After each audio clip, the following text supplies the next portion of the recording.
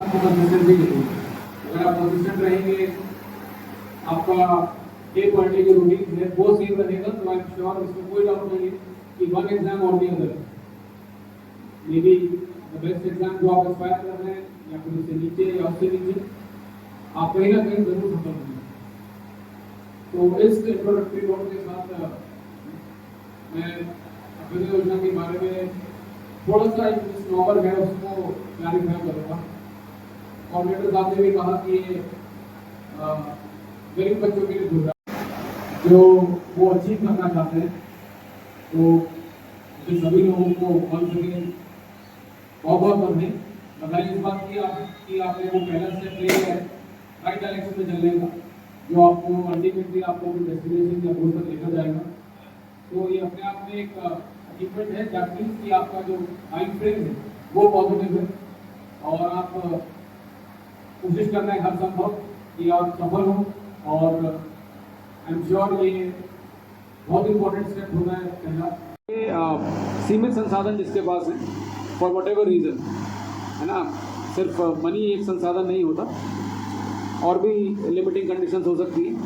Mother father को छोड़ के नहीं जा सकते, घर में अकेले हैं, लखनऊ जाके तैयारी नहीं कर सकते, प्रयागराज जाके तैयारी नहीं कर सकते, या फिर दिल्ली जाके तैयारी नहीं कर सकते, या जिसकी कोचिंग जहाँ पर मिलती है वहाँ जाके तैयारी नहीं कर सकते। तो there can be several reasons कि आपके संसाधन जो हैं, जो आप और एस्पायर कर सकते थे, वो आपके सीमित हैं। तो ऐसे सभी एस्पिरेंट्स के लिए उन्नाव में रहकर ही हम कैसे वो बेस्ट जो इस देश में अवेलेबल है रिसोर्स के रूप में, चाहे वो टीचर्स के फॉर्म में हो, चाहे वो स्टडी मटेरियल की योजना में जितनी भी टीम है कोऑर्डिनेटर साहब के साथ, टीचर्स या गुरुजन भी कह सकते हैं, वे भी यहाँ पे मौजूद हैं। और सबसे इम्पोर्टेंटली जो एस्पिरेंट्स हैं जो 24-25 में चाहेंगे कि किसी न किसी माध्यम से वो उस मुकाम को हासिल करें जो उनकी एस्पिरेशन है, जो वो अचीव करना चाहते हैं। तो इंजीनियरिंग से लेके प्राइवेट जॉब से लेके यूपीएससी तक लगभग जो तीनों पढ़ाव हैं वो कहीं ना कहीं हमारे दोनों के मिल रहे हैं। तो सर से आपको आईआईटी के जो बच्चे हैं उसके बारे में आपको गाइडेंस मिल जाएगा। उसके अलावा आईआईटी के बाद यूपीएससी आईएएस में आपको कैसे आना है उसके बारे में काफ़ी जानकारी सर के साथ हम लोग साझा कर पाएंगे।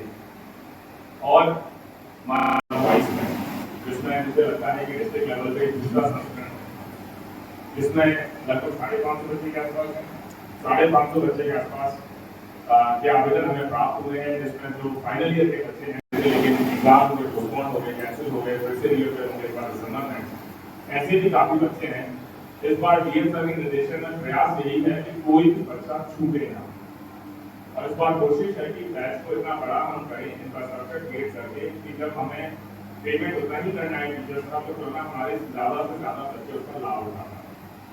पिछली बार एक ऐसी शुरुआत हुई जिसमें थोड़े से,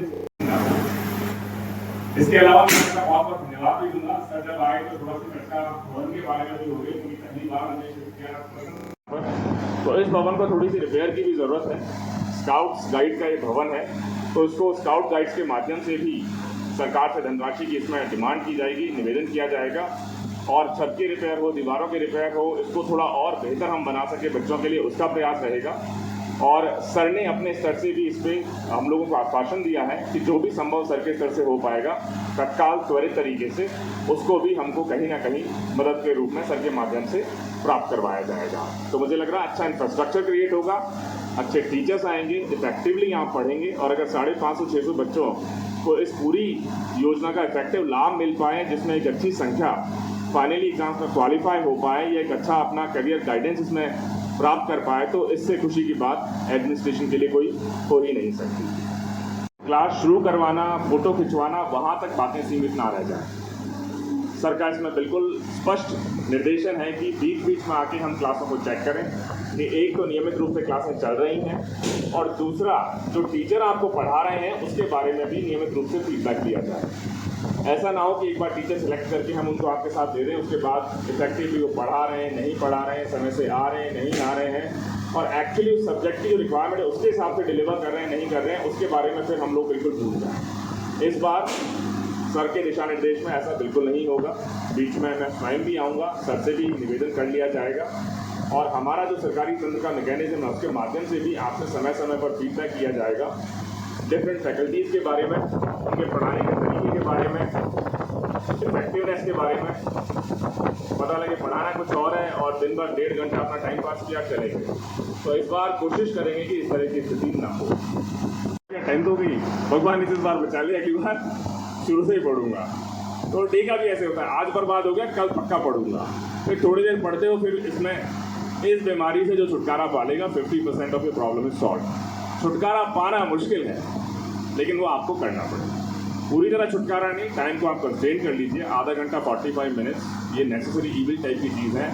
लेकिन ऑनलाइन मोड के बजाय मुझे लगता है बुक से पढ़ना चाहिए, सर्कुलेशन में पढ़ना चाहिए, फ्रेश माइंड हो, सबसे मुश्किल सब्जेक्ट को पढ़ो, डिफ़िकल्ट चीज़ों को अवॉइड मत करो। आज नहीं तो कल उनको करना ही है। जितना डिले करोगे खुद ही का नुकसान करते चले जाओ। और इसके अलावा 7 या 8 बार, मुझे ऐसा लगता है, हो सकता है मैं इतना स्मार्ट ना हूँ, बट मेरे जैसे एवरेज स्टूडेंट्स के लिए तो 7 या 8 बार जब तक आप यूपीएससी का रिवीजन नहीं करोगे एक सब्जेक्ट का, आपको याद नहीं रहेगा। एग्जाम हॉल में 5.5-6 मिनट में आपको 150 से 200 वर्ड लिखने पड़ते हैं। हालत ऐसी हो जाती है कि हाथों से खून निकलने लग जाता है जब आप एग्जाम लिखते हो। 1 मिनट भी आप ऊपर नहीं देख पाते, क्योंकि एग्जाम टाइम प्रेशर बहुत होता है यूपीएससी की मेंस में। तो इस वजह से वो थॉट प्रोसेस फटाफट आपके माइंड में आंसर्स आएँ, उसके लिए आपको मल्टीपल रिविजन्स करने होंगे, तभी आप एग्जाम में वो फटाफट इन्फॉर्मेशन रिकलेक्ट कर